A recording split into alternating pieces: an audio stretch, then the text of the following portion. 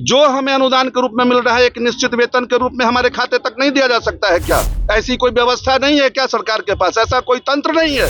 ये अनुदान की राशि सही सलामत पहुंच नहीं रही और 7-8 साल का अनुदान बकाया है। नमस्कार, मैं प्रशांत और आप देख रहे हैं सच टॉक्स। देखिए, इस वक्त मेरी मौजूदगी पटना के गांधी मैदान में है। आप देख सकते हैं ठीक हमारे पीछे गांधी मूर्ति है और गांधी मूर्ति के ठीक नीचे यहाँ पर भारी संख्या में वित्त रहित शिक्षक जो हैं वो अनशन पे बैठे हैं। कल से अनशन पे बैठे हैं और आमरण अनशन का आज दूसरा दिन है। क्या कुछ मामला है, क्यों ये लोग यहाँ अनशन पे बैठे हैं, आइए इनसे बात करते हैं और समझने का प्रयास करते हैं कि आखिर ये लोग इस जगह पे क्यों बैठे हैं अनशन पे। पहले भी आप लोग प्रयास किए हैं अपनी मांगों को रोकने का, कहाँ प्रयास किए? रोशन जी, जितने भी हमारे प्रतिनिधि हैं, चाहे वो स्नातक प्रतिनिधि हो या शिक्षक प्रतिनिधि हो, उनसे वार्ता करके उनके आवास पर जाके उनके साथ मीटिंग करके हम लोगों ने सरकार तक अपनी मांग को, अपनी बात को पहुंचाने का काम किया है।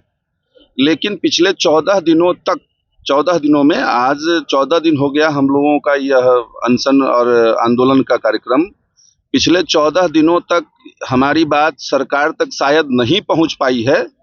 इस वजह से हम लोग यहाँ आज भी अनशन पर बैठे हुए हैं इस गांधी प्रतिमा के सामने, गांधी मैदान में, और सरकार तक अपनी मांग को, अपनी बात को पहुंचाना चाहते हैं आपके चैनल के माध्यम से कि जितने भी सरकार के द्वारा प्राथमिक विद्यालय को +2 तक किया गया है, प्राइमरी स्कूल को +2, हाई स्कूल इंटर तक किया गया है, उनमें, उन विद्यालयों में बच्चों को बैठने की तो व्यवस्था छोड़ दीजिए, उसमें जितने शिक्षक बहाल हुए हैं उनको भी बैठने की उसमें समुचित व्यवस्था नहीं है।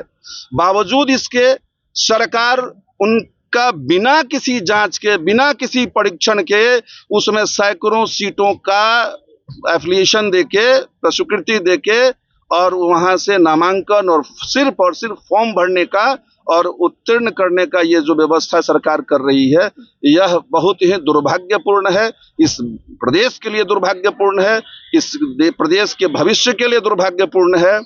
हमारे जितने भी, चाहे वो माध्यमिक के संस्था हो, इंटर के संस्था हो या फिर डिग्री के जो महाविद्यालय हैं, उन सारे महाविद्यालयों में, उन सारे शैक्षणिक संस्थानों में बहुत से एसेट्स हैं, जमीन है, संपदा है, सब कुछ है। हमारे यहाँ योग्य शिक्षक भी हैं।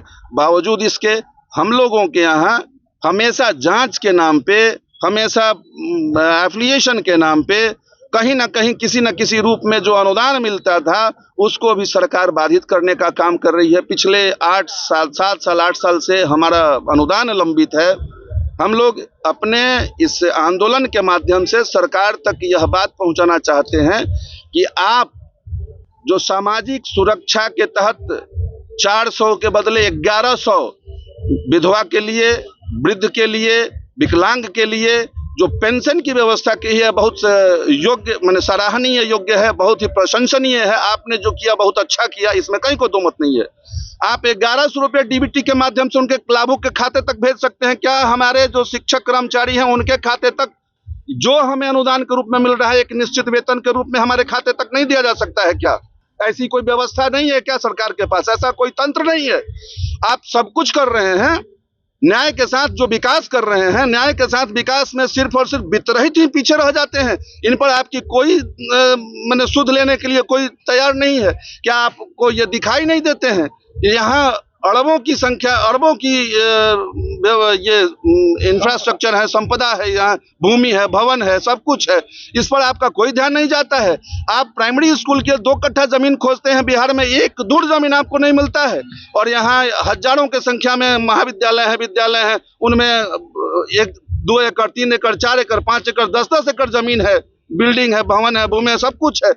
इस पर क्यों नहीं आपकी सरकार लेती है? आप इस पर क्यों नहीं ध्यान देना चाहते हैं? हम लोग जो काम कर रहे हैं वो आपके प्रदेश के बच्चों को नहीं पढ़ा रहे हैं, आपके विकास में हम लोग सहभागी नहीं हैं। जो शिक्षण संस्थान है जिनको सरकार ने अनुदान दिया, अनुदानित शिक्षा कर्मी आमरण अनशन पर हैं।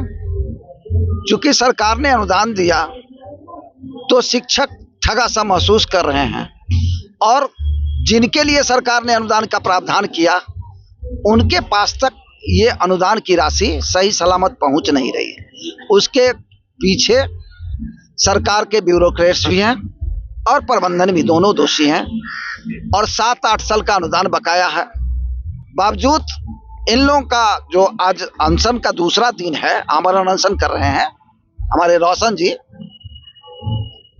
अनुदान नहीं वेतनमान फोरम के अंतर्गत हम बिहार इंटरमीडिएट शिक्षक कर्मचारी महासंघ के महासचिव के रूप में उनका समर्थन कर रहे हैं, क्योंकि यह समस्या 1980 से चली आ रही है। ये शिक्षा जगत का कलंक, वित्त रहित शिक्षा नीति मिटनी चाहिए। लेकिन हम शुक्रगुजार हैं इस सरकार से जिसने 2006-08 से अनुदान की प्रक्रिया प्रारंभ की। 2010 में से अनुदान मिल रहा है। अनुदान दिया, इसके लिए हम साधुवाद देते हैं सरकार को। उस समय के तत्कालीन मुख्यमंत्री श्री नीतीश कुमार जी को और उप मुख्यमंत्री उस समय के वित्त मंत्री स्वर्गीय सुशील कुमार मोदी जी को। लेकिन जो परिस्थिति उस समय मुख्यमंत्री नीतीश कुमार खुद कहते थे कि फिलहाल सरकार के वित्तीय स्थिति के मुताबिक अभी अनुदान की प्रक्रिया प्रारंभ की गई है, फिलहाल बाद में इस पर विचार होंगे। आज तक कोई विचार नहीं हुआ 2008 से। तो हम यहाँ सब लोग साथी बैठे हुए हैं कि सरकार इस पर पुनर्विचार करे। ये गड़बड़ी पैदा हो गई है। शिक्षक के पास जो अनुदान आप दे रहे हैं वो नहीं पहुंच रहा है, शिक्षक के खाते में पैसा जाए, वाजिब मांग है। हम इसका समर्थन इसलिए करते हैं कि उनके खाते में पैसा जाए, जो काम करते हैं उनको, उन्हीं को अनुदान मिले। यह होना चाहिए, यह जवाबदेही तय होनी चाहिए। साथ ही कहना चाहते हैं, ये सरकार से आग्रह करना चाहते हैं कि सरकार का काम ये वित्त रहित शिक्षक कर रहे हैं, ये सरकार का काम है। सरकार की जिम्मेदारी है पूरे बिहार को विकसित और शिक्षित करना। तो हम बिहार को शिक्षित कर रहे हैं। सरकार विकसित आधारभूत संरचना में विकास कर रही है, हम शैक्षणिक विकास में उसका योगदान दे रहे हैं। हमारी भूमिका है शैक्षणिक विकास में। तो हमारे शैक्षणिक विकास की भूमिका को देखते हुए सरकार शीघ्र इनकी समस्याओं को सुने और वेतनमान की प्रक्रिया प्रारंभ करें। हम अंत में इस सरकार से कहना चाहते हैं फिर से कि नीतीश सुशील ने दिए अनुदान, नीतीश से सम्राट देंगे वेतनमान, यह हमारा मुख्य मांग है। यही हमारी सोच है, भरोसा है। सरकार पर भरोसा आज भी बनी हुई है कि नीतीश सुशील ने दिए अनुदान, नीतीश से सम्राट देंगे वेतनमान। लेकिन आग्रह है कि इस पर निर्णय सरकार शीघ्र ले, ताकि सरकार लोगों में आक्रोश और असंतोष की भावना जो जागृत हो रही है, पनप रही है, वो पनपे नहीं। और ये लोग तमाम शिक्षक पढ़ने और पढ़ाने में भरोसा करें, विश्वास करें और सरकार के काम में अपना योगदान दें, शैक्षणिक विकास में अपना योगदान दें।